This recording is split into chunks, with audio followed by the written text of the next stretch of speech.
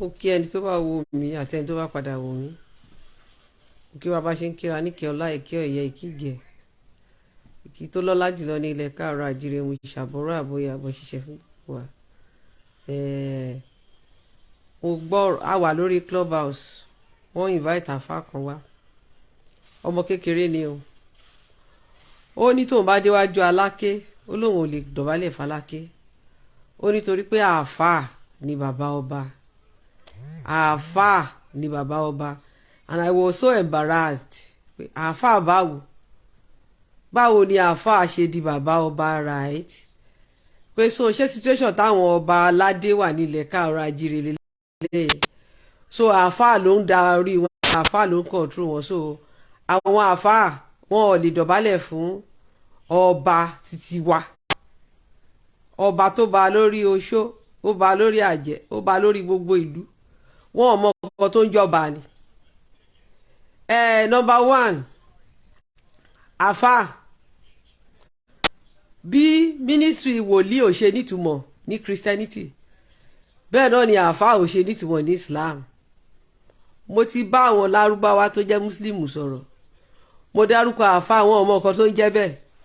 Àfá, àwa la create office àfá. Àwọn bàbá wa ló create office àfá. Dẹ̀ rí pé tẹ bá notice ẹ rí pé office àfá tí wọ́n create nígbà náà. Àwọn àfá yẹn máa ń tẹ yẹ̀pẹ̀. Àwọn náà ń ṣe bí babaláwo, wọ́n dífá, wọ́n á tẹ èjògbè, wọ́n á tẹ gbogbo kinní yẹn sórí ifá, wọ́n fi ń divinate nígbà tí wọ́n gba ẹ̀sìn Islam. Ṣùgbọ́n ìgbà tí bàbá àfá ẹjọ́ ẹ má bínú gbogbo ilé o, Adéyẹmọ Yọ̀mídé Olúyìdé, Adéyẹmí, I've not heard your voice in the group for a long time. Kí ló ṣẹlẹ̀, Adéyẹmí? I've not heard you for a long time in the group. Please, let's talk. So kí ni mo ń try láti sọ ni pé torí mi fẹ́ wà distracted. Ṣé àwa ò ti lọ́ba kí Islam tó dé ni? Báwo ni Islam ṣe máa wá dé tí àáfàá máa wá di bàbá lórí àwọn ọba wa? Ibi tí wọ́n ti gbé Islam wá ẹjọ́, ṣé àáfàá ni bàbá ọba nílẹ̀ Lárúbáwá ni? Ṣé àwọn àáfàá jẹ́ bàbá ọba ní ilẹ̀ Lárúbáwá? Up to today ní ilẹ̀ Lárúbáwá, àwọn ìmáàmù tó jà ní mọ́ṣáláṣí yàrá tí wọ́n ń pè ní Kaaba, abẹ́ ọba Mẹ́kà ló wà. Tó bá ṣe pátipàti ọba Mẹ́kà máa yọ́ dànù ni. Yes, tí ibi tí Islam ti wá nìyẹn. Tí ìmáàmù ò bá jẹ́ olórí ọba ní Mẹ́kà, báwo ni àáfàá, báwo ló ṣe máa di bàbá ọba ní ọ̀dọ̀ títí wa? ẹrú Mẹ́kà ṣé òun làwọn ọba wa ni? Wọ́n ní ọba tó ba àpèrè tí wọ́n jókòó lé. Àwọn ọba Lárúbáwá ò ládé o, aṣọ ni wọ́n ń wé mọ́rí o. Ní England tí Christianity ti wá, abẹ́ King of England ní Archbishop of Canterbury wà o. Archbishop of Canterbury òun ni olórí, òun ló dàbí Pope ní Anglican faith o. Ó máa dúró síwájú ọba ni, bóyá ó máa dọ̀bálẹ̀ gan fún, torí wọ́n ń bọ queen lọ́wọ́ o. Wọ́n máa ń kúnlẹ̀ fọba nílùú òyìnbó o. So Archbishop of Canterbury abẹ́ King Charles ló wà lọ́wọ́lọ́wọ́ báyìí o. Tó bá yẹ kó lo King Charles gbó, ká ní King Charles ṣèṣe kú, tí William bá tún jọba, William lọ̀gá ẹ̀. So wòlíì ò ń ṣe bàbá ọba lọ́dọ̀ wa, àfá ò dẹ̀ kí ń ṣe bàbá ọba. Ọ̀rọ̀ jákujàku gbáà ni. Àwọn bàbá wa máa ń sọ̀rọ̀ kan, wọ́n ní ààyè gba ìwọ̀fà tán, ààyè gba tápà, ó ń kọ́ ààyè gba ìwọ̀fà. Ó ní bolo lówó, ní kí lolówó máa ṣe táyé bá ti gba ìwọ̀fà nínú ilé. Ṣé o pé ìwọ̀fà tó ti wà nínú ilé, ọmọ Akin Adéọlá, ààyè tó gba ìwọ̀fà, ó wá ń sọ fólówó ẹ̀ pé kí ló fẹ́ ṣe náà, what can you do? Wọ́n ní ààyè wá gba tápà, ó wá kọ́ ilé ìgúnrun. Bẹ́ẹ̀ lọ̀rọ̀ yẹn àfá àtẹ̀yìn wòlíì ṣe rí. Yes, àlejò níyìn, ìbáṣe ẹ̀jọ́ ọmọ onílẹ̀ níyìn, tó wá train níyìn, tẹ wá dára ilé, foreign ideology lẹ́gbẹ́ wá, ìṣẹ̀ṣe wá ní rule, ẹ̀ẹ́dẹ̀ lè redefine culture wa.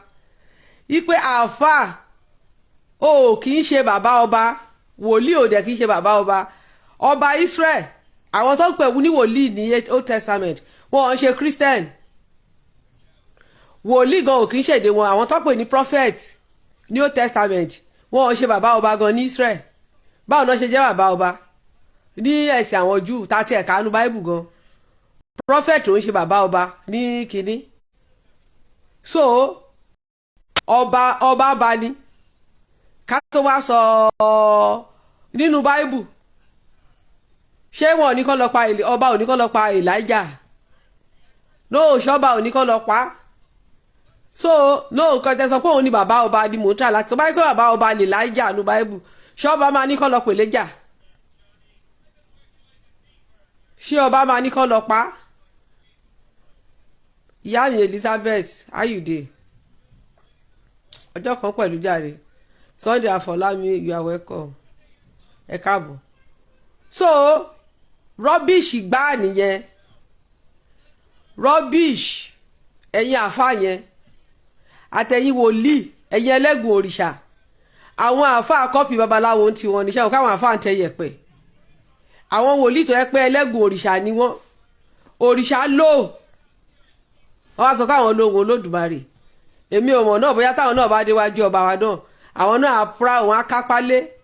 Ìgbà tẹ́ pé ẹ̀yin ọba gan ẹ̀ jẹ́ ká lẹ́nu ọ̀rọ̀. Ìdí nìyẹn tó ń ṣe brainwash àwọn ọba wa. Wọn ò jẹ́ káwọn ọba gan mọ right wọn. Àwọn ọba míì gan tó bá pàdé wọn tẹ̀lé Abdulkarim náà sọ báwo ni wòlíì ò ṣe ní máa jẹ́ bàbá yín nígbà tó sọ pé àgùntàn nìyín tí wòlíì jẹ́ olùṣọ́ yín, olùṣọ́ àgùntàn, odidi ọba aládé, ẹ̀yin tó yẹ pé ẹkùn nìyín tó jẹ́ pé ní kó tó di pé wọ́n gbé Christianity dé ọba kọ́ ló ń ṣígun ni. Ọba kọ́ ló ń ṣígun ni. You are in charge of securities.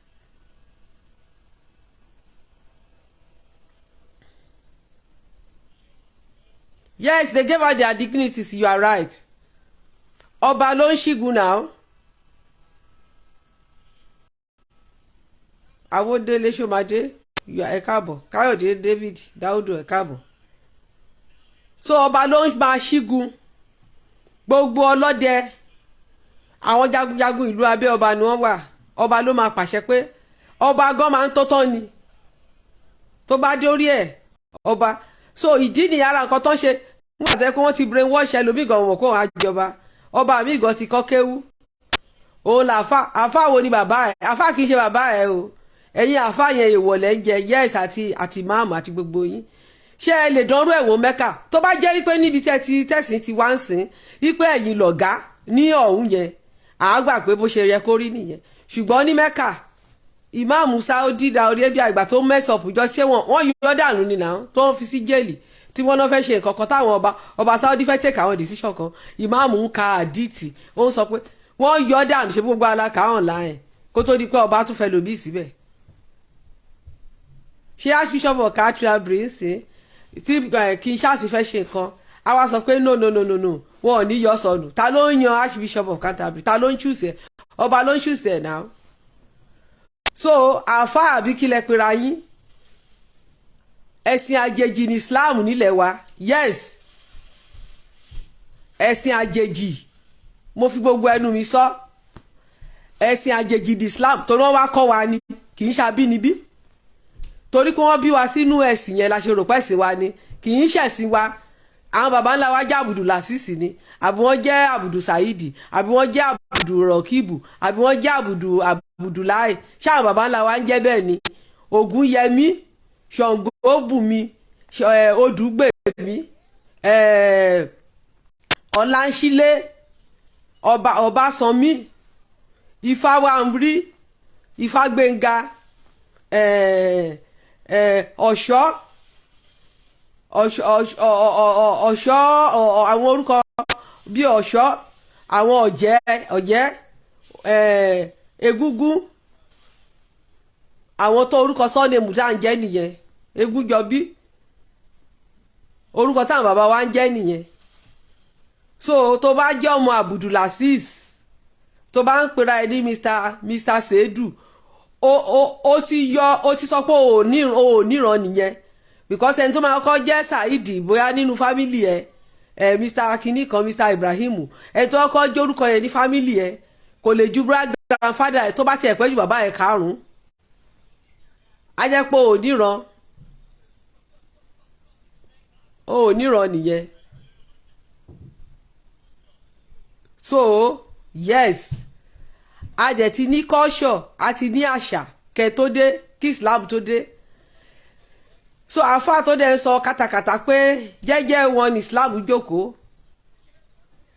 tí èmi àti Tani Ọlọ́run ó ní àwa à ń ta sí Islam jẹ́jẹ́ náà làwọn bàbá wa jókòó tí Islam gbéra láti Mẹ́kà tó wá da sísítẹ̀mù ọ̀run bíbá ẹ lọ́pọlọ yín làwọn ṣáà bàbá wa kọ lẹ́tà pé wọ́n àwọn bàbá wa fìfẹ́ gbà wọ́n wá kọ́ àwọn ọmọ wọn against wọn jẹ́jẹ́ ní ìṣẹ̀ṣe àbẹ́ yìí kánú tọ̀pọ̀ àwọn bàbá wa pé wọ́n lọ bá àyàn kankan pé dandan kó máa ṣe fá ìwà tẹ́lẹ̀ tí gba Islam yín which happen everywhere kẹwàá máa change tradition wa ẹ fẹ́ máa change narration àwọn ancestors wa nírọ́ ni wọ́n ń pa bẹ́ẹ̀ ni pé Olódùmarè yẹn bẹ́ẹ̀ ni pé nu Kòránì ló ti wá tí èdè yẹn ò bá sí nílẹ̀ ṣọ́ máa interpret ẹ̀ sínú ẹ̀sìn òun náà ń pè ní syncretism and plagiarism àìmúlùmálà àti ayédèrú ni ayédèrú Olódùmarè ní Allah yes mo fi gbogbo ẹnu sọ ojúlówó Olódùmarè ó wà nínú Ifá torí orúkọ téèyàn bá nísìnyí orúkọ tó jáde nínú ẹ̀sìn inú Ifá ni Olódùmarè ti jáde àwọn Ọ̀rúnmìlà àwọn ló mọ ìdí tí wọ́n ṣe pe ẹlẹ́dàá wọn lólódùmarè right ẹ̀sìn Abrahamic religion believe pé there are many gods tí ò bá believe kò ní sí nínú Kòránì pé kẹ má ṣe òrìṣà ìlú mi àwọn ló mọ nǹkan táwọn pè lólódùmarè so ẹ̀yin Muslim ní right láti pe God Arab ní Olódùmarè because ẹ ti sọ́dọ̀ onífá nìyẹn nígbà tẹ́ bá gbogbo narration tẹ́lẹ̀ wá sọ pa Olódùmarè fraud ni because àwọn Arab wọn ò sọ history Olódùmarè so ojúlówó Olódùmarè ọ̀dọ̀ ẹ̀ nífá ti rọ̀ kò sí nǹkan tó bá lọ́ọ̀ríjìnà tí ò ní fèkì bólódùmarè ṣe jẹ́ fèkì Allah bẹ́ẹ̀ ni Allah ṣe jẹ́ fèkì Olódùmarè Quran ló rọ̀ láti ọ̀dọ̀ Allah Ifá ilé Olódùmarè gangan tí àwọn Ọ̀rúnmìlà ń sọ ilé ẹ̀ ní Ifá ti rọ̀ wá sóde ayé Ọ̀rúnmìlà dẹ̀ ní òjíṣẹ́ ẹ̀ òun ló interpret èdè ẹ̀ òun nìkan ṣoṣo òun ló fún ní ohun ẹ̀ pé kó máa fọ́ kó máa tú èdè ọ̀pẹ òun ni mò ń sọ yìí èdè ọ̀pẹ ni gbogbo wa ń fọ̀ torí èdè tán fi ń kí fáni so tẹ́nibọ́dì bá purọ́ kan pé èdè Ọ̀yọ́ ni èdè yìí ti wà ṣáájú Ọ̀yọ́ ṣé ìgbà tó Ọ̀yọ́ dé kọ́nà bẹ̀rẹ̀ sí ní kífá Ọ̀yọ́ náà ní dialect èdè tí wọ́n fi ń kífá ní tó yẹ pé tó bá fi kífá létí ẹ̀ ò ní di interpreter so ojúlówó Olódùmarè Ọ̀rúnmìlà òun ni òjíṣẹ́ ẹ̀ òun ló kó odù mẹ́rìndínlógún fún pé kó lọ túlé ayé ṣe fẹ́ẹ̀kì Olódùmarè òun ló rán ànábì mọ́mọ́ Allah ló rán ànábì mọ́mọ́ iṣẹ́ kì í ṣe Olódùmarè Allah ò dẹ̀ kì í ṣe Ọlọ́run ọba no kò sí nǹkan tó ń jẹ́ ẹ lọ nínú lárúbáwá kò sí nǹkan tó ń jẹ́ Ọlọ́run ọba Allah àní àáfàá kan tiẹ̀ tún pa irọ́ ó nígbà tí ànábì mọ́mọ́ wà nínú ihò ó ló sọ pé ọba àṣàkẹ́ ayé ọba àṣàkẹ́ ọ̀run báwo ni ànábì mọ́mọ́ ṣe fẹ́ sọ pé ọba àṣàkẹ́ ayé àṣàkẹ́ ọ̀run nínú ihò ṣànábì mọ́mọ́ sọ èdè wa ní bẹ́ẹ̀ ṣe ń pa ẹ̀kan kó bá àwọn youth àfáàyàn ló wá kọ́ wa sí Islam ó fẹ́ wá kọ́ wa ní Islam ó ní ànábì mọ́mọ́ sọ pé ọba àṣàkẹ́ ayé ọba àṣàkẹ́ ọ̀run báwo ni ànábì mọ́mọ́ ṣe fẹ́ sọ pé ọba àṣàkẹ́ ayé àṣàkẹ́ ọ̀run ṣé ànábì mọ́mọ́ sọ èdè ọ̀pẹ ǹjẹ́ ànábì mọ́mọ́ túmọ̀ àṣàkẹ́ tẹ́ bá délẹ̀ lárúbáwá ànábì mọ́mọ́ ò tiẹ̀ délùú wa o kò dọ́dọ̀ wa o tẹ́ bá délẹ̀ lárúbáwá ń sìn tẹ́ bá sọ pé àṣàkẹ́ àjọkẹ́ ǹjẹ́ àwọn lárúbáwá mọ̀ túmọ̀ àjọkẹ́ àṣàṣàkẹ́ débi tànábì mọ́mọ́ ti máa sọ pé ọba àṣàkẹ́ ayé àṣàkẹ́ ọ̀run nínú ihò irọ́ ni That is a lie. That is syncretism.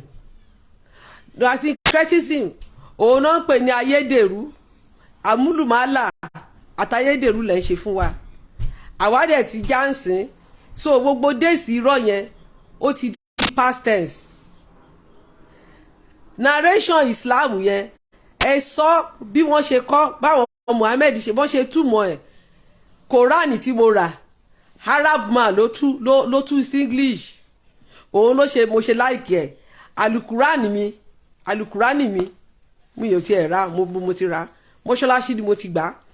Mọ́ṣáláṣí Arabian man ọmọ Mecca gangan òun ló tú, doctor ní PhD holder ni, òun ló tú sí English. Ó wá jẹ́ kí Quran yé mi dáadáa pé Yorùbá Quran ìtúkùtù pọ̀ ń bẹ̀, ìtúkùtù pọ̀ ń bẹ̀. Ẹ kàn lo ẹ jí àwọn èdè Ifá, èdè àpọ́nlé tó wà nínú Ifá ẹ jí sí Islam. Kó tó di pé Quran dé, wọ́n ní Ifá ni awo àjíkẹ́, awo àjígẹ̀, ọba ní Ifá o, aládé ní Ifá o. Ẹni sìn ìgbà tẹ́ ẹ jí ọ̀rọ̀ Ifá sínú Quran, ìkẹ́ àtìgẹ̀ ẹni Muhammad lónìí, ẹni kì í ṣe fámọ́. Did you see how you fraud? Kò dẹ̀ sí èdè yẹn nínú Islam. Peace ló wà nínú Islam. Peace túmọ̀ sí, nígbà tó máa túmọ̀ peace séde wa, àlàáfíà ní peace, kì í ṣe kẹ́ àtìgẹ̀. Ìgbà tẹ́ ẹ jí ìkẹ́ ìgẹ̀ nínú Ifá, awo àjíkí, awo àjígẹ̀, ẹ wá jí Ifá láwo àjíkí, Ifá láwo àjígẹ̀, ẹ wá jí sínú Islam. Ẹ wá ní Ifá kọ́ lónìí mọ́. Ẹ lọ sílẹ̀ Lárúbáwá kẹ́ sọ pé àjíkí àjígẹ̀, àwọn ará Lárúbáwá gbà sọ fún yín pé rọlẹ̀ ń pa. Tó bá wá jẹ́ pé ẹni tó jẹ́ ọba Lárúbáwá tó wáyé pé ó kọ́ èdè wa, tó bá kọ́ èdè wa, ó máa sọ pé ẹrẹ́sì lẹ́ ń ṣe. Ó dẹ̀ máa sọ pé ẹ ń ba Islam jẹ́, pé ẹ fẹ́ sọ Islam dìfá. Yes, they were misleading people, exactly. So ẹ wá sọ pé Ifá kì í ṣàjíkí mọ́, kì í ṣàjígẹ̀ mọ́. Kí ló kàn yín? Àwọn tó ní nǹkan wọn, nǹkan tó pè nìyẹn. Ẹ jẹ́ lè redefine Olódùmarè tí Ifá sọ fún wa, because Olódùmarè tó wà nínú Ifá, àjùlé ikin òun nílé ẹ̀, àjùlé ikin Ifá ilé ẹ̀ ló ti wá, ilé ẹ̀ náà pè lájùlé ikin. Ìwà ọ̀run dẹ̀ nílé ẹ̀, ìwà ọ̀run nílé Olódùmarè, ìwà ọ̀run ní ilé Olódùmarè, ìwà ọ̀run kì í ṣàlùjọ́nà. So àwọn ọ̀rúnmọlẹ̀ àtẹ̀sùláàlú o, àtọbàtálá o, àti Ṣàngó o, gbogbo àwọn ọ̀rúnmọlẹ̀ wa pátá, ìwà ọ̀run nílé wọn, ìwà ọ̀run. Kò sí ọ̀rúnmọlẹ̀ wa kankan tó ń gbé lọ́run àpáàdì, torí kò sí ọ̀run àpáàdì ní tradition wa.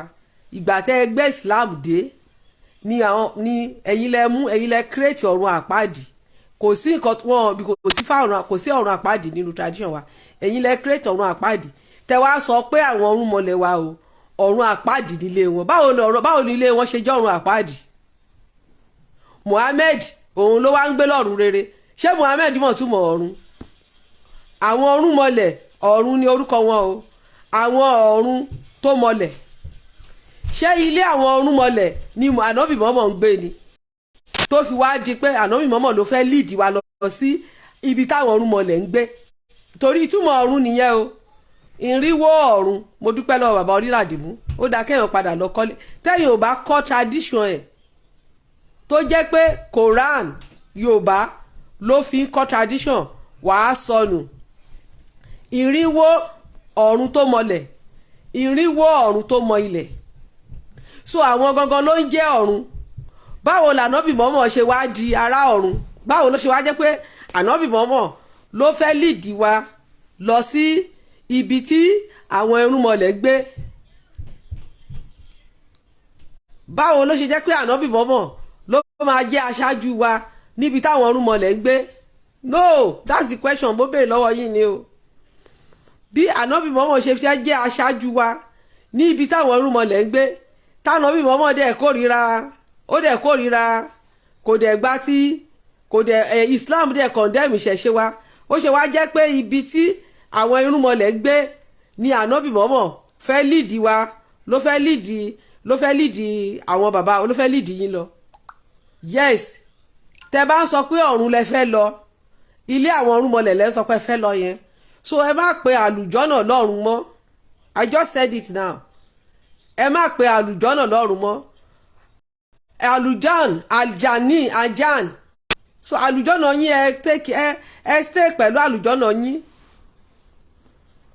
ẹ wà pẹ̀lú àlùjọ́nà yín fact lẹ gbọ́ o tẹ bá sọ pé ẹ fẹ́ lọ sọ́run ṣé ẹ mọ̀ pé kó tó di pé ẹ̀sìn Islam dé Ifá ti sọ pé tó bá ẹ má ṣe kà láyé torí àórọ̀ ọ̀run àwọn Ọ̀rúnmìlà sọ pé àjò ní ayé Ifá wọn ní ọ̀run nílé wọn ọ̀dẹ̀ àdọ̀run tó dẹ̀ ń sọ wọn ò define wọn sọ pé kan rere wọn sọ pé àpáàdì so ọ̀run tó ń pelé àwọn yẹn ilé àwọn ọ̀rúnmọlẹ̀ egúngún àwọn tó ń gbé ọ̀run nìyẹn egúngún Ọ̀ṣun so báwo ló ṣe wá jẹ́ pé ànábì mọ́mọ́ ló máa líìdì wa lọ síbi táwọn egúngún ń gbé ẹni ẹ sọ pé náà ànábì mọ́mọ́ lẹ tẹ̀lé ẹ fẹ́ lọ rẹ́ẹ̀nì pẹ̀lú àwọn egúngún ó tọ́ nínà ọ̀rọ̀ tí mo sọ ó dàbí sọkúsọ ẹ gbé yẹ̀wò ẹ̀yin gbogbo àáfàá àtàwọn ìmáàmù ẹni ọ̀run torí pé ìdí kan tó ṣe gbogbo wa ni pé a lọ sí past o ò lè fi Quran yẹn o ò lè máa fi Quran o ò lè fi túmọ̀ èdè wa ti exist ó dẹ̀ ti ní nǹkan tí foundation wálé lórí it's just like ká lọ túmọ̀ èdè wa sédè lárúbáwá ń sìn ká wá sọ pé àlùjọ́nà ní ilé àwọn ọ̀rúnmọlẹ̀ ṣé ẹ̀ẹ́dẹ̀ lè rí history àwọn ọ̀rúnmọlẹ̀ nínú lálùjọ́nà àwọn Michael àwọn Gabriel ìyá mi Ajíbọ́lá ẹ káàbọ̀ Olúwakẹ́mi Ọlálérè ẹ káàbọ̀ so Dáúdù Oríyọmí you are welcome ẹ lè rí history àwọn irúnmọlẹ̀ ẹ lè rí ní àlùjọ́nà same way náà ní ọ̀run táwọn bàbá wa ń ròyìn ẹ̀gbọ́n tó ń sọ pé ní ọ̀run o Ọbàtálá wà ń bẹ o Jẹ̀bútúre lẹ́sẹ̀ ọba àrìsà o àwọn náà ti ní history títí wọn so láti wá copy ṣe plagiarism àti syncretism kẹ wá change concept àwọn babalá àwọn abọ̀rìṣà ní ìsìtẹ́ ẹ hate ìṣẹ̀ṣe ẹ wá sọ pé ibi tí àwọn irúnmọlẹ̀ ń gbé ibẹ̀ ni Muhammed fẹ́ lead wa lọ báwo l'Ànábì mọ́mọ́ ṣe máa lead wa lọ sí ọ̀run báwo lẹ ṣe máa ní Ànábì mọ́mọ́ ló fẹ́ lead wa lọ sọ́run torí àwọn irúnmọlẹ̀ ló sọ pé ilé àwọn abòdì àwọn àti ọmọ àwọn òun ló ń jẹ́ ọ̀run pé ayé yìí pé àjò ní ayé yìí pé ọ̀run nílé àwọn àjò láyé ọ̀run nílé kó tó di pé ẹ̀sìn Islam dé tí èèyàn bá papòdà tó bá ṣípò padà ẹ̀rí kó wá ní ó ṣípò padà ṣe rí bẹ́ẹ̀ yẹn tó bá kú wá ló ti ṣípò padà wá ní má jọkùn má jẹ kò ló nǹkan tí wọ́n ń jẹ lájùlé ọ̀run ni kó máa bá wọn jẹ wá ló ń lọ sí ọ̀run alákejì kó tó di pé Islam dé ni wọ́n ti believe pé àwọn ń lọ sọ́run kan ó ṣe máa jẹ́ pé èdè jẹ́ ibi tí àwọn onífá làwọn ń lọ yẹn táwọn Ọlọ́bàtálá ti gbà pé bẹ́ẹ̀ làwọn ń lọ àwọn ológun àwọn oníṣàngó àwọn ọlọ́ya àwọn egúngún àwọn ọlọ́ṣọ́ òṣì àwọn gbogbo wọn bẹ́ẹ̀ yẹn àwọn abọ̀rìṣà yẹn tí wọ́n pè nílé wọn ibẹ̀lẹ̀ wá sọ pé ó ń jà lùdọ́nà tí Ànábì mọ́mọ́ ń kó wa lọ sórí wá pé ni ibi tí ẹ wá sọ pé àwọn yẹn ń sìn ẹ wá pín bẹ̀rẹ̀ sí méjì ẹ wá níbi kan wà bẹ́ẹ̀ tó jẹ́ rere ẹnìkan ọ̀run àpáàdì pé so wípé àpáàdì yẹn òun ni tọ̀dọ̀ ti àwọn bàbá titi wa ipe rere yẹn òun wà ní ti tí Ànábì mọ́mọ́ fẹ́ kó wa lọ báwo la Ànábì mọ́mọ́ ṣe máa kó wa lọ Ànábì mọ́mọ́ ò júwe ọ̀run fún wa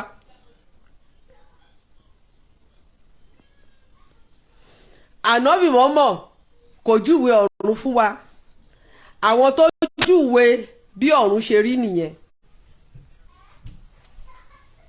àwọn tó júwe ọ̀run nìyẹn so àwọn dẹ̀ ní ìkan náà ní báwo ni Ọ̀rúnmìlà ṣe máa jọ́ Ọ̀rúnmìlà kò lè jẹ́ Ọ̀rúnmìlà. Kí ló dé tí ò lè jẹ́ Ọ̀rúnmìlà? Kí Christianity àti Islam tó dé, wọ́n ní Ògún onílé kángun kángun òkè ọ̀run, Ògún onílé kángun kángun òkè ọ̀run, oríkì Ògún nìyẹn. Ajagunmalè, olúwo òde ọ̀run, ṣé olúwo ni? ẹ̀làgbògì ní í ṣe olúwo. Ajagunmalè, olúgbòhùn ọ̀run, yes. Ẹ̀làgbògì tó bá sọ èjì ogbè yẹn wá ní ẹ̀làgbògì ní í ṣe ẹ̀làgbògì ló ń ṣe ní olúwo, ní í ṣe olúwo lóde ọ̀run. Wá sọ pé Ajagunmalè, olúwo òde ọ̀run.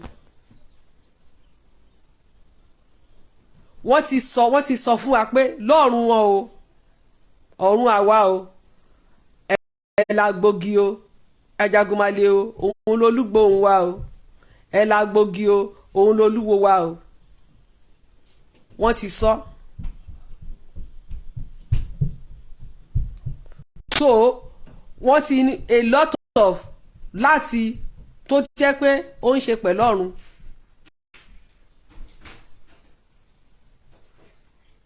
Ẹ wá ń redefine ọ̀run fún wa bẹ́ẹ̀ ni pé Islam ló fi Islam hàn, ló tẹ̀sẹ̀ wá júwe ọ̀run fún wa. Islam ò júwe ọ̀run fún wa, àlùjọ́nà ni Islam júwe fún wa. So anything tá a bá wá attach mọ́ Islam ní culture wa, syncretism là ń ṣe, ààrẹ ní get it right. Àlùjọ́nà should be àlùjọ́nà. Ìṣẹ̀ṣe, àwọn oníṣẹ̀ṣe ló ń lọ sí ọgbà ìtẹ̀rọ Olódùmarè, àwọn ló ń lọ sí ìwà ọ̀run Olódùmarè. Àwọn oníṣẹ̀ṣe wọ́n ń lọ sí ìwà ọ̀run Olódùmarè. Èṣù àwọn tó bá kó ìwà ọ̀run Olódùmarè ló ń kó wọn lọ. Àjùlé ike Olódùmarè. tá bá gbé kinní yẹn wá sí reality lẹ́nìí, àárí pé ìwà ọ̀run Olódùmarè gangan làwọn Muslim sọdọ̀ ọ̀run àpáàdì. Torí nínú narration àwọn baba ńlá wa nísìí tó ẹ́ pé àwọn gangan ló ti ń sin Olódùmarè kí Christianity àti Islam tó dé, ìwà ọ̀run yìí ni wọ́n pè ní ilé àwọn àbí. Nísìí ìgbà tẹ́ wá sọ pé ilé àwọn irúnmọlẹ̀ ipò ọ̀run àpáàdì ni, so ilé Olódùmarè kọ́lẹ̀ pè lọ́run àpáàdì bẹ́ẹ̀. Báwo lànà bí mo no it's true now. So ẹ wá yí Allah sí Olódùmarè báyìí, ẹ wá sọ pé ànábì mọ́mọ́ àti àwọn Michael, àwọn Gabriel, àwọn Uriel, àwọn Azel, àwọn kìíní wọ̀nyẹn, àwọn Samuel, àwọn yẹn ló wá ń kó àwọn ilé ká tẹ̀lé tá a bá fẹ́ lọ sọ́run, tí ò dẹ̀ sí yẹn nínú ìtàn ìṣẹ̀dálẹ̀ wa tẹ́lẹ̀tẹ́lẹ̀. So ọ̀run wo la fẹ́ lọ? Tẹ bá tún máa sọ ọ̀rọ̀ ńgbà míì wá ní ta ló dọ̀run rí gan? Àwọn bàbá wa lọ wọ́n dọ̀run, wọ́n ní aṣayéṣọ̀run ni Ọ̀rúnmìlà, aṣayéṣọ̀run ìbíní oríkì ẹ̀ nìyẹn. Dọ̀la nífẹ̀ẹ́ ẹni tó máa ń wà nípò aṣayéṣọ̀run wà. Aṣayéṣọ̀run kò sẹ́ni tó dọ̀run rí. Concept yẹn ẹ̀yin Islam ẹ̀yin lẹ́gbẹ́ yẹn wá. Yes, àwọn bàbá wa dé ọ̀run, wọ́n ń lọ sọ́run wọ́n ń bọ̀, wọ́n ń lọ sọ́run wọ́n ń bọ̀, wọ́n ń lọ sọ́run wọ́n ń bọ̀. Àwọn ló mọ ibi tó ń pè lọ́run. Àlùjọ́nà la ò dé rí, ṣùgbọ́n ọ̀run títí wọ́n mọ bẹ̀, wọ́n dẹ̀ describe bẹ́ẹ̀ ṣe rí fún wa. So tẹ́ bá sọ pé kò sẹ́ni tó dá àlùjọ́nà rí, èmi ò dá mi ò jọ́ òmùdélé ayé, àwọn bàbá wa ò lọ sí àlùjọ́nà, so wọn mọ bá àlùjọ́nà ṣe rí. Ṣùgbọ́n àwọn ọ̀run máa lẹ̀ títí wa, wọ́n lọ ọ̀run wọ́n ń bọ̀, torí wọ́n sọ pé ọ̀run ibi tó náà kọ́kọ́ dá wọn sí kán tó wá sílé ayé ni wọ́n ń pè lọ́run. Ibi tó náà kọ́kọ́ dá àwọn sí, t'Olódùmarè kọ́kọ́ dá wọn sí, òun ni wọ́n ń pè lọ́run.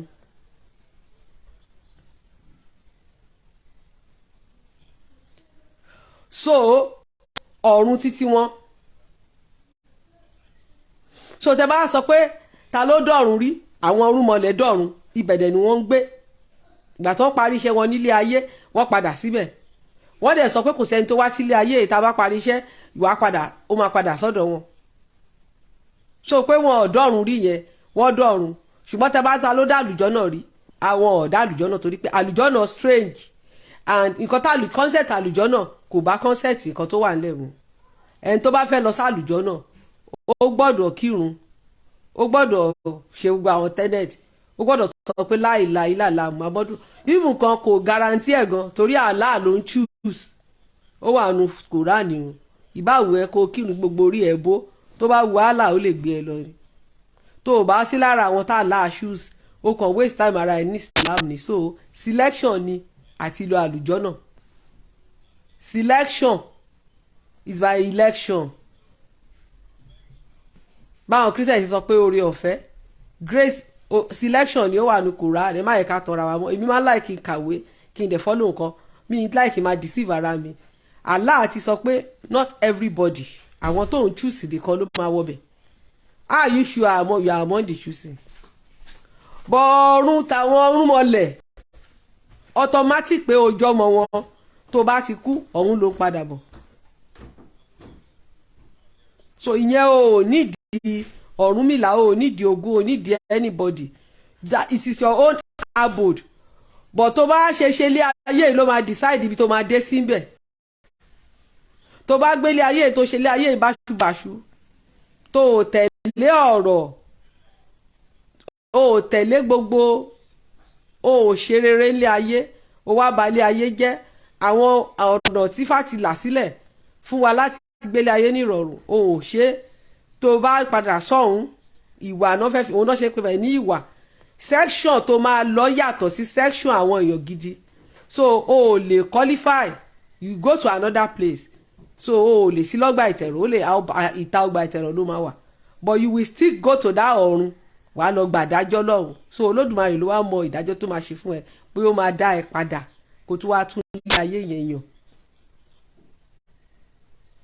But being that pé you actually came from the irúnmọlẹ̀ now, automatically either o ṣe Christian o bá jẹ́ Muslim, no matter what the religion you do, gbogbo ẹ̀sìn tí gbogbo wa ṣe yàn àti Islam àti Christianity, ilé ayé yìí ló mọ̀. Ìjọ tí oníṣẹ́ bá ti sọ pé ọlọ́jọ́ bá dé, tí ìṣípò padà bá dé, ọ̀run àjùlé ẹ tó ti wá yẹn ibẹ̀ ló ń padà sí. Wà wá lọ rojọ́ lọ́hùn. Òun náà ṣe sọ pé ẹjọ́ ń bẹ lọ́run àwísọkún. Ọwọ́ á wí, ẹsẹ̀ á wí, irun orí ẹ̀ á wí, ojú ẹ̀ á wí. Ojú tó ṣẹ́ tó fi bá ti yàn jẹ́ báyìí ọjọ́ náà, ojú ẹ̀ náà á sọ̀rọ̀. Gbogbo ẹran ara wa náà ló máa sọ̀rọ̀ pátápátá, tó máa jẹ́rìí. Irun ojú yìí gan á sọ̀rọ̀. Ìyẹn ní ti ọ̀run àjùlé Olódùmarè.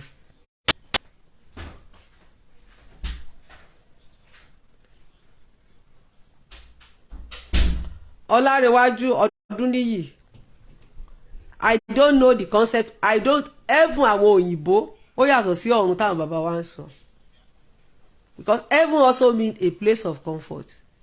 Àwọn bàbá wa ní ò gbọ́ English. Heaven does not mean, but nínú tradition wa ẹni tó bá kúrò nílé ayé ọ̀run ló ń padà sí. Àwọn ancestors wa, àwọn irúnmọlẹ̀ wa ò kú, but wọ́n parí iṣẹ́, because ilé ayé yìí kò sí ẹ̀yọ́ máa parí iṣẹ́ ẹ̀. Ìgbà tó ń parí iṣẹ́ wọn, wọ́n ń lọ wọ́n ń bọ̀, wọ́n ń lọ wọ́n ń bọ̀. Ìgbà tó ń parí gbogbo iṣẹ́ tó Olódùmarè fún wọn, wọ́n padà sóde ọ̀run, wọ́n bẹ̀rẹ̀ sí í ṣiṣẹ́ lọ́hùn. Olódùmarè dá wọn dúró sọ́hùn, because they are in charge. So wọ́n ń ṣiṣẹ́ lọ́hùn, that's it. So ilé ayé wà, ọ̀run wà. But ẹni tó bá fẹ́ dé síbi dáadáa ní òde ọ̀run tàwọn irúnmọlẹ̀ wa, ó gbọ́dọ̀ ṣe ilé ayé dáadáa, ó gbọ́dọ̀ ṣe rere nílé ayé. Your good must be more than your evil. Kò sẹ́ni tí ò kì í ṣe mistake, àkímọ̀ rìn kò rí má mì, but you must make sure you do good. Èèyàn gbọ́dọ̀ ṣe rere, gbà rere, because ìwà yẹn náà máa fi measure. Wọ́n kí fákan fún wa gbà tá à ń kọ́ ẹ̀kọ́ lórí ọ̀run. Wọ́n ní wọ́n lọ pa irọ́ mọ́ Ọ̀rúnmìlà lóde ọ̀run. Ṣùgbọ́n tó Ọ̀rúnmìlà dé section, mi ìrántí kí níyẹn ti lọ bí ọdún méjì báyìí tán ti sọ. Tó Ọ̀rúnmìlà wá dé section, ó máa dé section kan, ó máa dé section kẹta. But rere tó Ọ̀rúnmìlà ṣe nílé ayé, ó justify Ọ̀rúnmìlà níwájú Olódùmarè. So àwọn tó ń ṣe dáadáa, àwọn ló lọ máa ń rojọ́. Àwọn tí ó ṣe dáadáa automatically kò sẹ́jọ́ kankan tó fẹ́ lọ rò. because ó ní kankan tó máa pa wọ́n kì í fẹ́ràn fún wa bọ́n ṣe máa pass bí wọ́n ṣe máa pass kíní yẹn bó ṣe máa pass yín so àwọn tí ó dé tó ń ṣe àwọn tí ò ṣe dáadáa tó yẹ pé ó kù káàtó àwọn ọlọ́lọ́ máa anybody tó wá ti déwájú Olódùmarè rojọ́ kò lè wà justify but wọ́n ní so but Ọ̀rúnmìlà tún máa ń ṣalágbàwí fún wa ó máa help but anybody tó wá délé Olódùmarè rojọ́ ìdájọ́ ló fẹ́ gbà so ìdá kó jẹ́ pé kó sì wà lọ́run kó kọ́kọ́ sáfọ́ níṣẹ́ ẹ̀kọ́ dá padà wá sílé ayé kó wá tún yàn ó depend àwọn bí wàá kan lÓlódùmarè lè sísẹ̀ lómi ó lè má jẹ́ kó wá mọ́ láéláé but ẹni tí ó bá ṣe dáadáa kò tiẹ̀ ní rojọ́ ó ní bọ́n ṣe ń pàṣẹ ẹ̀ ó níbi tó máa pàṣẹ ẹ̀ gbà so òun ò lọ rojọ́ kò ní lọ rojọ́ ló wá ṣe mọ̀ pé it's just like ẹ jẹ́ ká fi sí advanced word báyìí ṣe mọ̀ pé advanced technology àwọn ibì kan wà tó yẹ pé ń sìn tó yẹ pé tó bá screen èèyàn á kàn pass screen yẹn ni téèyàn bá débì kan machine yẹn á screen yẹn tó bá dẹ̀ ti screen yẹn bẹ́yẹn tí ò bá rí anything èèyàn á kàn máa lọ ṣùgbọ́n téèyàn bá tí machine bá screen èèyàn tó bá discover pé èèyàn mú nǹkan tí ò yẹ kéèyàn mú wọbẹ̀ dání ẹ̀wọ̀n pé machine yẹn á máa pariwo so ẹni tó screen yẹn wọ́n máa ní láti gbé jáde so ó máa lọ sí section míì wọ́n lè lọ search ẹ̀ pé kí ló yẹ kí wọ́n fẹ́ mọ̀ nǹkan tó wà lọ́wọ́ ẹ̀ but ẹni tẹ́ kí wọ́n ṣe screening fún tí ò ní any contraband tí ò ní anything ó kàn máa lọ bẹ́ẹ̀ náà ni bọ́n ṣe describe ìgbà táwọn babaláwo tán kọ́ wa nípa ìdájọ́ àti ní ọ̀dọ̀ Olódùmarè ń gbà yẹn nínú Ifá so nǹkan tí mo lè fi describe ẹ̀ nìyẹn so section mẹ́ta náà pé téèyàn bá ti kọ́kọ́ ń lọ bẹ́ẹ̀ tó bá débì kan ibi kẹta ní section so section yẹn sí screen yẹn báyìí ẹnìyẹn ò lọ rojọ́ kò wájú Olódùmarè lọ rojọ́ ẹnìyẹn ilé títí ẹ̀ á lọ dé sílé ẹ̀ ní ó fẹ́ lọ jẹ fàájì ó fẹ́ lọ jayé ṣùgbọ́n ẹni tó bá pass screen yẹn fún ẹni tó bá ṣe dáadáa bẹ́ẹ̀ ni fún ẹni tó bá ṣe dáadáa bọ̀ ẹni tí wọn ò bá pass screening mo kàn ló ní screening ni kì í ṣe screening náà pé o mo ti gbàgbé bọ́n ṣe sọ mo ti gbàgbé yàbọ̀ wọ́n ṣe ìpele mẹ́ta náà pé so ẹni tó bá pass screening yẹn àwọn ló máa lọ rojọ́ níwájú Olódùmarè àwọn tó ń fi pé àwọn lè bribe Olódùmarè pé ẹ lè fi kírun bó Olódùmarè bí ẹ lọ kúnlẹ̀ lọ gbẹ àwọn tó ti tàn jẹ pé tó bá hùwà burúkú pé ẹ̀jẹ̀ Jésù máa wash wọn dànù wash can wash away my sin nothing but the blood of Jesus ẹ̀jẹ̀ iyebíye tó mú mi fún bí slow kó sì sùn mí rọ́ọ̀mọ́ lẹ́yìn kò sí lẹ́yìn ẹ̀jẹ̀ Jésù tó ẹni tí ó ti gbàgbọ́ pé ẹ̀jẹ̀ Jésù máa fọ ẹ̀jẹ̀ òun ṣùgbọ́n tó ṣáà ń hùwà burúkú òun fìyà jẹ ọmọlàkejì ẹ̀ òun ṣe nǹkan tí ò dáa ò pọ́líṣì ọmọlàkejì ó ṣe dáadáa wàá rò pé ẹ̀jẹ̀ Jésù kan irú àwọn yẹn tó bá kọjá níbi screening yẹn wọn ò lè qualify so tó bá ti qualify kò sílé ayé téèyàn ẹ lọ jẹ́ mílíọ̀nìyà nílé ayé kó jẹ́ kó gba ayé ló ń jẹ bọ̀ tí ò bá ti pass screening yẹn ẹnìyẹn máa lọ wájú Olódùmarè nìkan ṣoṣo kò ń ṣe Ọbàtálá kò ń ṣe Ọ̀rúnmìlà kò ń ṣe ẹnìbọ̀sùn táwọn ọ̀rúnmọlẹ̀ náà àwọn náà lọ rojọ́ wájú Olódùmarè so àwọn ọ̀rúnmọlẹ̀ tiwa náà gbà táwọn náà parí iṣẹ́ wọn àwọn náà go through that screening mo kàn lo screening ni àwọn náà go through ẹ̀ so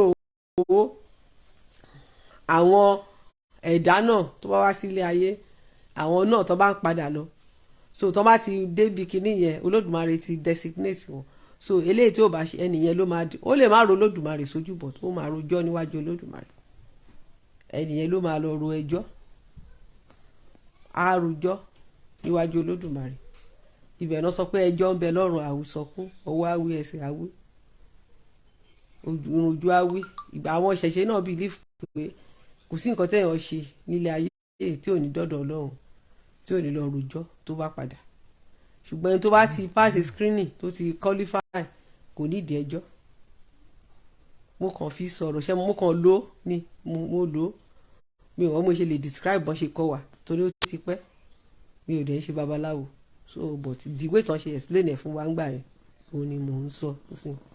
So just like téèyàn bá lọ bì kan sí, tẹ́ bá fẹ́ travel, tẹ́ bá dé airport, ó ṣáà níbi téèyàn máa gbà tó máa screen èèyàn, tó yẹ pé ẹni tó bá wà kàn máa lọ bẹ́ẹ̀.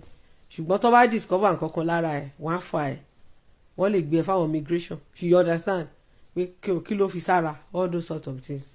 Yes, bí ọ̀run náà, bí ọ̀dọ̀ Olódùmarè náà ṣe rí nìyẹn. Tí a bá parí iṣẹ́ wa láyé yìí, Ọlọ́run ẹlẹ́dàá tó rán wa sílé ayé yìí á ràn wá lọ́wọ́ ká lè ṣe rere.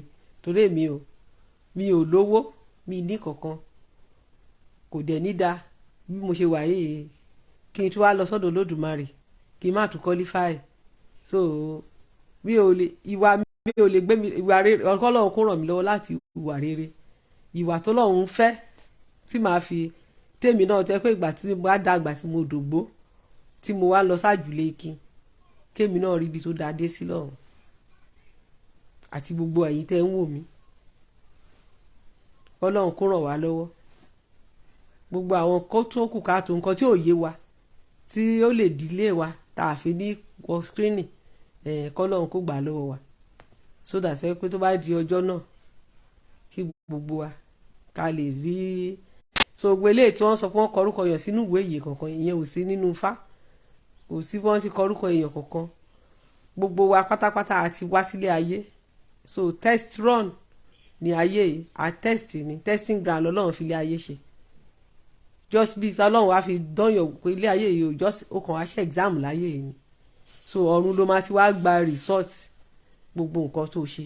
Gbogbo àwọn president wa tó ń pọ́n wa lójú, àwọn governors wa tí wọ́n ń fìyà jẹ wá, tí wọ́n kówó wa, tí wọ́n ní central bank ń sìn tó ń jẹ́ káwọn èèyàn rówó gbà, tó ń fìyà jẹ wá, test gbogbo test yẹn pátá, test tọ́lọ́run ṣe fún wọn, wọ́n ti fail. Gbogbo àwọn leaders wa Nàìjíríà tí wọ́n jí owó kó, tí wọ́n kó sábẹ́ ilé, tí wọ́n rántí mọ́ pé ilé ayé kì í ṣàwárí lọ. Owó tó yẹ kán fi tọ́jú gbogbo ìlú tẹ́nìkan ṣoṣo jí, gbà tí wọ́n ò tún rí wà lóyìnbó mọ́, ilé bí ilé 3 story wọ́n á kọ́ underground, wọ́n á kó currency síbẹ̀ tó ń fìyà jẹ wá. Gbogbo wọn pátá, gbogbo wọn ló ń lọ rojọ́ lọ́dọ̀ Olódùmarè. Tó bá rò pé bóyá àwọn máa kírun, pé táwọn bá ti kírun wípé àwọn ti free, àbí táwọn sọ pé kí ló lè wẹ̀ṣẹ̀ nínú, kò sí lẹ́yìn ẹ̀jẹ̀ Jésù, ẹ̀jẹ̀ iyebíye. Wá kọ orin míì pé ẹjọ́ ń bẹ lọ́run àwísọkún, ẹjọ́ ń bẹ lọ́run àwísọkún lọ́jọ́ náà, owó awí ẹ̀sùn awí. Ṣé mọ̀ pé Ifá sọ pé kò sí bá ṣe pẹ́ láyé pé a máa pẹ́ lọ́run jù bẹ́ẹ̀ lọ. Ìgbà náà mọ̀ pé gbogbo nǹkan tẹ́yàn gbélé ayé ṣe pátá, ó lẹ́ni tó fẹ́ lọ rojọ́ fún lọ́jọ́ náà. No bribe, kò sí bribe, wọn bribe Olódùmarè. Olódùmarè ò ní respect for anybody, no respect for anybody. Kò mọ̀ bóyá president ni ẹ, kò mọ̀ bóyá GO, gbogbo ìdádì GO yẹn ilé ayé yìí ló mọ̀, kò sẹ́ni tó jẹ́jà. Ẹ mọ̀ pé wọ́n lọ́mọ kì í dàgbà lọ́wọ́ ìyá ẹ̀, ọmọ kò sí bẹ́ẹ̀ wọ́n darúgbó, ìyá ẹ̀ sì máa rí bẹ́ẹ̀ ni pé òun bígbà tó ń bí kékeré ni. So bẹ́ẹ̀ náà ni gbogbo dadi GO, àwa náà jọ lójú, dadi GO, dadi kìíní kan àwa náà jọ lójú, president kankan àwa náà jọ lójú. Ṣùgbọ́n ẹlẹ́dàá tó dá gbogbo wọn, wọ́n dàbí gbàtí mo máa Ìkébè super, bàbá wa Wálé Adénúgà, ó ní we are pencil in the hand of God. Mi ò mú kan lo èdè yẹn, mi ìlú Olódùmarè ní God báyìí. So wọ́n dàbí pencil, wọ́n jọ ṣẹ́mọ̀, Ọlọ́run ló dá gbogbo wọn. So kò sí owó wo ni wọ́n ní gan, Olódùmarè gan lólówó, ilé Olódùmarè lówó ti wá sílé ayé. So kò sí dadi GO, kò sí mọ́mí GO, kò sí gbogbo ẹ̀ ń bẹ̀. Ìwọ gan tó jẹ́ pé footwagin ló fi ń rìn, nígbà tí ìwọ gan bá ti pass screening, tí dadi GO lọ ń rojọ́, ta lọ bá lọ́hùn. Gbogbo operation yẹn kò kọjá ayé, kò sí operation níbi tá ń lọ, kò sí operation níbi tá ní ilé Olódùmarè. So kò sí mọ́mí GO, dadi GO, ìbáwò kó kọ́ ṣọ́ọ̀ṣì mílíọ̀n, dadi GO tó ní jẹ́ẹ̀tì 5 tí ebi ń pa gbogbo ọmọ ìjọ ẹ̀, tí ò tọ́jú wọn tó dẹ̀ rò pé wọ́n ká wọ́n ṣe wéré máa ń sìn kò sí lẹ́yìn ẹ̀jẹ̀ Jésù ó fẹ́ bí pa àwọn èèyàn ó wá rò pé kò sí lẹ́yìn ọ̀run Olódùmarè yàtọ̀ o ọ̀run tó Olódùmarè is not the same session ni tó bá ti fèlì tó wọ screening á lọ rojọ́ ọmọ ìjọ tó yẹ pé bí ń pa tí ìyà ń jẹ tó yẹ pé tó pass screening òun á wà níbi ìgbádùn dádì jí ó lè wà níbi tó ń sa sí nínú oòrùn ó lè wà níbi tó ń sa sí nínú oòrùn kọ́mọ ìjọ ti wà lọ́gbà ìtẹ́sọ̀ péyàn jẹ́ president kò gbéyàn wọbẹ̀ no matter what you are inventor ni ẹni kò gbéyàn wọbẹ̀ o pé o invent o ṣe you are an inventor kò gbéyàn wọbẹ̀ no matter your position nílé ayé kò gbéyàn wọbẹ̀ ipòkípò téèyàn bá wà láyé kò gbéyàn débẹ̀ ipòkípò téèyàn bá wà nílé ayé kò gbéyàn débẹ̀ so nǹkan tó ṣẹlẹ̀ nìyẹn ìyẹn ní kíní Olódùmarè ni mò ń sọ o ìyẹn ní ọ̀dọ̀ àjùlé kí Olódùmarè o ìwà ẹ ló máa gbé ẹ débẹ̀ kí ló kan lọ́hùn pẹ̀lú kò wọ́n bribe Olódùmarè cannot be bribe you can bribe Olódùmarè so bribe Olódùmarè o you cannot bribe Olódùmarè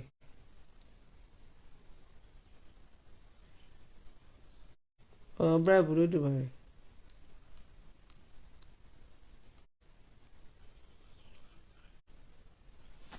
so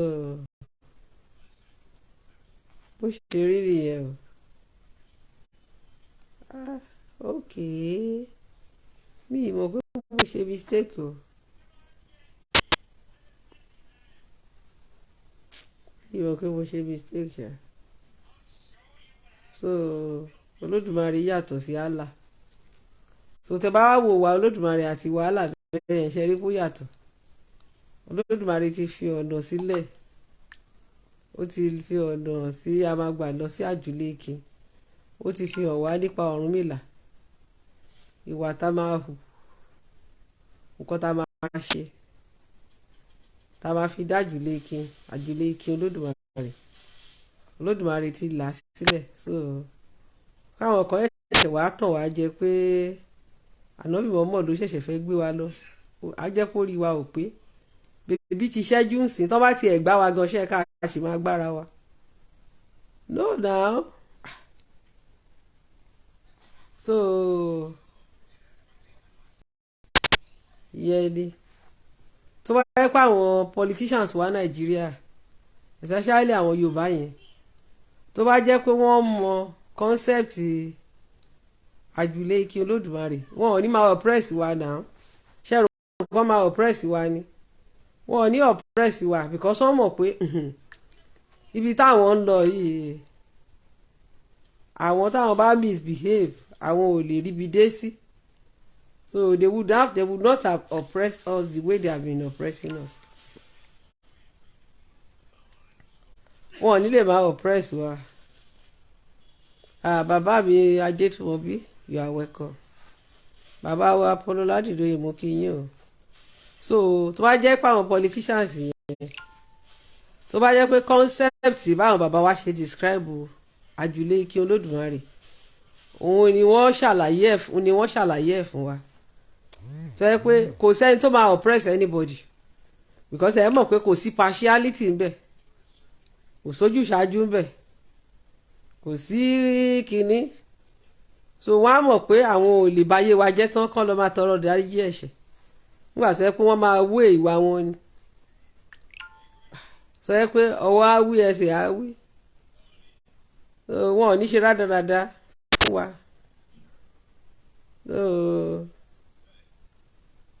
ẹ ṣé bàbá mi so a rí i pé kò jọra wọn so ó yàtọ̀ sálùjọ náà gédégédé pé tẹ́ bá ṣe kálímọ́tù sáádà kálímọ́tù sáádà kálímọ́tù sáádà kálímọ́tù sáádà bá ti ṣe kálímọ́tù sáádà so anything tẹ́ bá ti ṣe ó ti wà forgiven kò sí ìyẹn lọ́dọ̀ Olódùmarè o ìbáwò ẹ kó ṣe kálímọ́ tó jù bẹ́ẹ̀ lọ so that's why mo sọ pé tẹ́ bá fẹ́ máa interpret Allah ẹ má fi Allah preach Olódùmarè mọ́ because ẹ máa ṣíra yín lọ́nà àwọn tó kọ́ ẹ̀ orúkọ Olódùmarè wọ́n ti ṣe narration wọn lórí Olódùmarè the narration is already on the ground so this Olódùmarè fake Olódùmarè ìyẹn ayédèrú Olódùmarè òun ni ẹ̀ ń tíṣ nínú Quran kì í ṣe òun ni wọ́n ń tíṣ nínú Quran yes mo sọ́ọ̀rì gan ayédèrú kì í ṣe Olódùmarè títí wa yes because Olódùmarè ò ní double identity so nǹkan tó fà á nìyẹn ẹ rí pé àwọn tó ń ba Nàìjíríà jẹ́ lé nìyẹn àwọn ẹlẹ́sìn àjèjì ló ba Nàìjíríà jẹ́ because wọn ò mọ̀ nípa ìṣẹ̀ṣe wọn ò mọ̀ nǹkan tí ìṣẹ̀ṣe ń fẹ́ òun náà ṣe ba Nàìjíríà jẹ́ mo rẹ́ni tó sọ pé ọbọ̀ ìkan máa wá sórí gúrùpù mi á máa jà ó láwọn oníṣẹ̀ṣe ló ba Nàìjíríà jẹ́ mo ní kó bá mi sọ ipò tó oníṣẹ̀ṣe hold ní Nàìjíríà ṣé oníṣẹ̀ṣe ṣe president rí àbò oníṣẹ̀ṣe ṣe governor rí oníṣẹ̀ṣe ò tiẹ̀ ṣe councillor rí gan Nàìjíríà oníṣẹ̀ṣe ò ṣe councillor rí bàbá Wándé Abímbọ́lá ìgbà tán fún bàbá ní post torí pé ó ní fáni bàbá àwọn bàbá fúnra rẹ̀ lórí sáyìn bàbá Wándé Abímbọ́lá fúnra wọn náà sọ wọ́n resign torí pé wọ́n fẹ́ lọ sọ́gbà ìtẹ̀rọ̀ ìṣẹ̀ṣe ò aláwọ̀ gbogbo nǹkan tí wọ́n ń ṣe.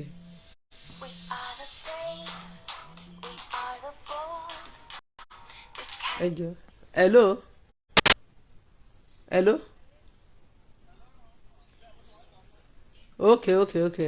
okay mo ń bọ̀ okay so as I was saying we are putting the show to an end now mo kàn lo opportunity yẹn waiting time mi láti ṣe program mi ẹ ṣé gbogbo ẹ̀yin tẹ́ darapọ̀ mọ́ mi o Ládìpọ̀ Ìṣọ̀lá ẹ ṣé o Adéyẹmí Adébáyọ̀ thanks for everyone bye bye.